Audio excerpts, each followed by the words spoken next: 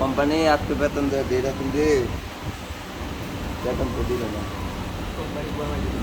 বাসায় যায়া বউরে কি কমু কিস্তিওয়ালারে কি কমু একবার কইছে 19 তারিখে বেতন দিব,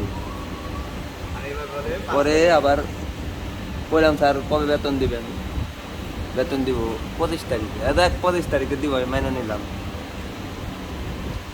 25 তারিখে দেখ কইলাম যে কবে বেতন দিব, জানা বেতন পরে বলে দেখ দেখ রবিবারে বেতনটা দিব। আজকে হচ্ছে রবিবার, আজকে স্যারের কাছে গেলাম যে স্যার আমার তো কিস্তি আছে, ঘর ভাড়া আছে, সান্ত্বনা স্বরূপ তো কথা আছে। স্যার আরো কয় 5 তারিখে বেতন দিব। 5 তারিখে বেতন দিলে আমরা খাম হই কি? এই যে আমরা কষ্টের জন্য, আমরা টাকার জন্য আমরা কষ্ট করি, টাকার জন্য কাজ করি, যে টাকায় না পাই 5 তারিখে বেতন দিব, আমরা খাম হই কি কর্ম হই কি দেখি ভাই। আমরা খুব কষ্টে আছি। এই ভিডিও আপনি শেয়ার করে দিবেন, আপনারা সবাই জানাই দিবেন।